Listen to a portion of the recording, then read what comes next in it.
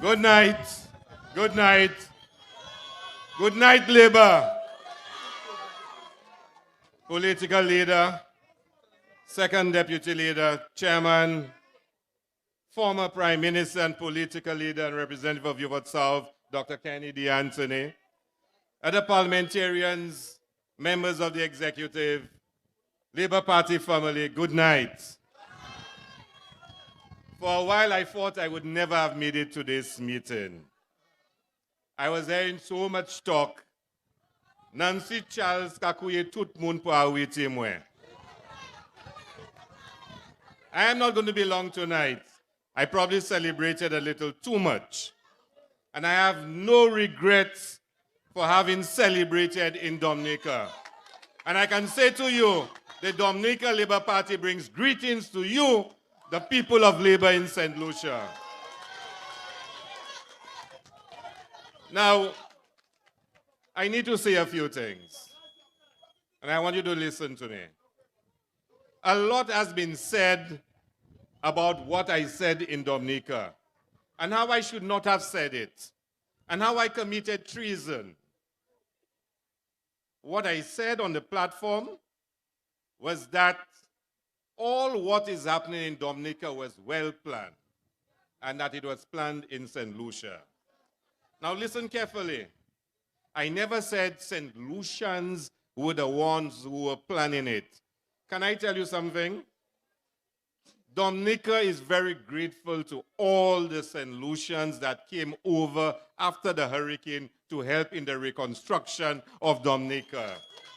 Dominicans love St. Lucians. St. Lucians went over to Dominica and worked hard.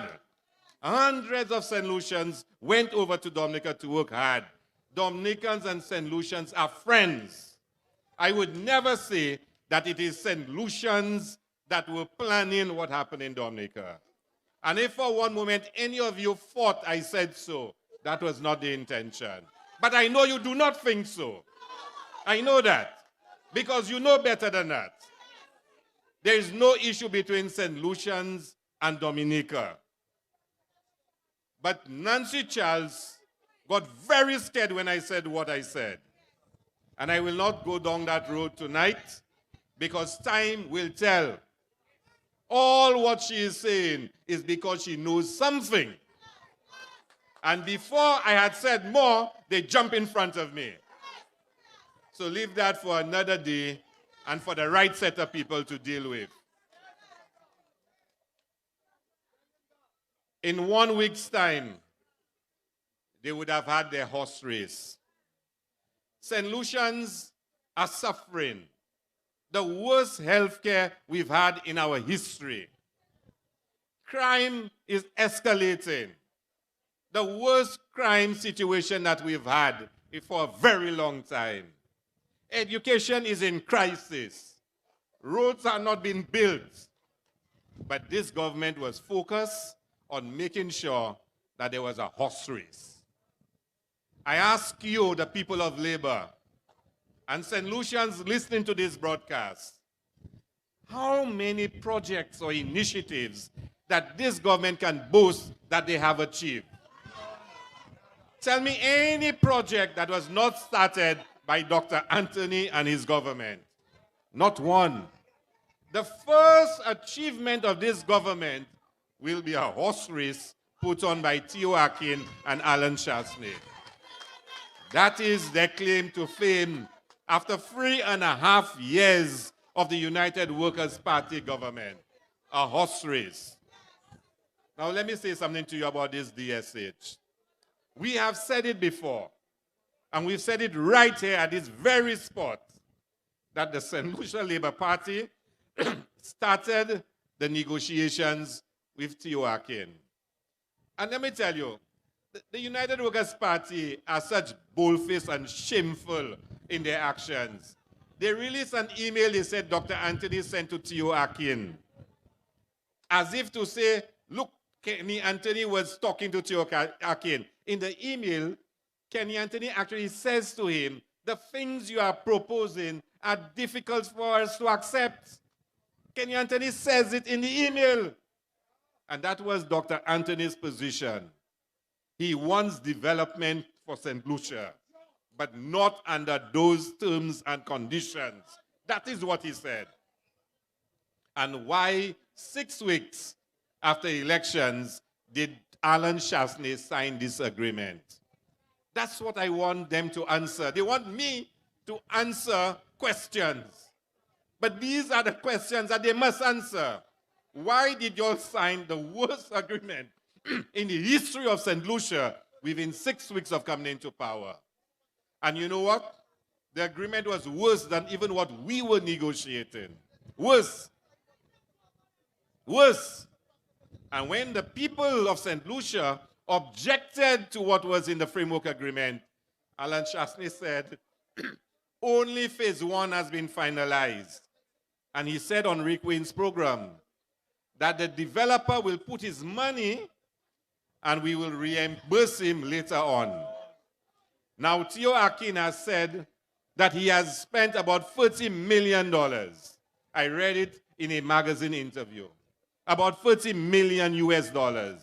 So St. Lucia already owes Theo Akin at least $30 million US dollars. Think about that, my people. We already owe Theo Akin $30 million US dollars. And all of that to have a horse race next week. All of that to have a horse race next week. 30 million US in debt already. Now add to that the money that has been spent by the government of St. Lucia, the money on the roads, the money to buy lands to relocate the meat processing facility, the cost of the meat processing facility, the cost of relocating the dam. And as to that dam there, can you imagine,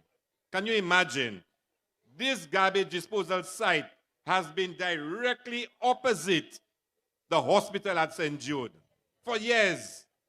Nobody saw a problem with it to close it down. All the sick people across the road from the garbage disposal site. But to have a horse race, Akin says he doesn't want the garbage disposal site there anymore. So they close it down. I need you to think about that. It's a very powerful statement of what they think of you as St. Lucians. It could not close down for the sick people at St. Jude, but it must close down to have a horse race for Theo Akin. That's what they think of you. That's what they think of you. So, we're going to have a horse race. And Chasney and his FFFs will be very happy. Now, I'll tell you something. I like horse racing. Personally, I like horse racing. I'm not against horse racing. And if I ever get a chance, I will go and watch a horse race, but I will not go and watch Theo Akin and Alan Chasney horse race. At all. I won't. And you know why I won't do it? Because that horse race is organized on the backs of St. Lucians, struggling St. Lucians. That's where it is being organized. And I have a difficulty with the DSH agreement. A major difficulty with it. And I can say to you that the DSH agreement as it is will not continue under St. Lucia Labour Party when we get into office. It will not continue. We will use the best lawyers, the best legal minds to find a way for us to terminate this agreement. If we cannot terminate it, we'll have to renegotiate it. But we cannot keep that on the backs of St. Lucians anymore. And I'll say to you, we believe in development, but we will not put people from outside's interest above that of St. Lucians. We will not do it. We will promote development. And those who say to you, oh, that's how it has to be done. Under Kenny Anthony, between the years 2004 and 2006, was the highest level of investment that ever came to St. Lucia. And it was not done under those terms and conditions. And under Philip J. Pierre, when he becomes Prime Minister, you will see what proper ethical investment is in St. Lucia. So, my brothers and sisters, the healthcare is a crisis in St. Lucia. Now, Alvina told you what Mary Isaac said I cannot believe something must be wrong with us in St. Lucia. Seriously. It's an insult to us as St. Lucians that a minister of health says she does not even know that they are demolishing buildings at the St. Jude site. Ukwesa, she doesn't even know of buildings being demolished on the site. Somebody cannot lie so bold-faced. Jamais. Somebody cannot be lying so bold-faced. She doesn't know that buildings have been demolished. And she doesn't know because she don't like rural. So breaking down a building is rural. But listen to this. And Sister Alvina started to say it. Under Kenny Anthony, we would have had 2 general hospitals in St. Lucia. 2. And let me tell you why it was important. I'll give you 2 reasons why that was important. The first reason, the OKEU number of beds were reduced by the Stevenson King administration. Kenny Anthony and his government had designed it to have a certain number of beds. It had 5 fingers and a palm. They took out a finger. So they had less beds at OKEU. By upgrading St. Jude, which Dr. Anthony was doing, we were making sure that nationally we still had the same amount of beds. You follow? The second reason is, after one of the natural disasters, the island got cut off, the north from the south. And then you realize, if we ever have a natural disaster again, and the north is cut off from the south, we need to have capable health services in both the north and the south. And let me give you a third reason. If for some unfortunate reason we have a mass casualty at the airport, we don't have to transport people en masse to Castries for them to be treated. There is a general hospital right there by the airport. 3 reasons. Perfect sense. They stopped work at St. Jude for 3.5 years.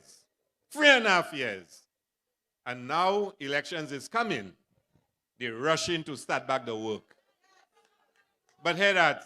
Guy Joseph now says it's not a general hospital anymore. It's a level 4 facility. Now, as my research shows, in a level 4 facility, you don't do major surgeries. So it means what Guy Joseph is building in St. Jude is a level below a general hospital, and you still will have to go to Castries for major surgeries. That's what they think of the people of the South, and Vieux Fort in particular. So you're not deserving of a general hospital. Instead, you get in a level 4 facility. That's what they think of you. That's how they treat you. And they're doing all of that in favor of a horse race. Never forget it. A horse race is being put before your welfare, before your concerns. That's what's happening. What's most important to Alan Shastri and his friends is having a horse race. So all their foreign friends can fly down, and they can wear all their suits and their big hats and parade, while St. Lucians are suffering at Victoria Hospital and at St. Jude. And you must ask the question, how can you care for us as a people and put horses before hospitals? That's what it is about. That's what it is about. And I'll say something to you before I leave. The crime situation. A quick one. And Alvina said it.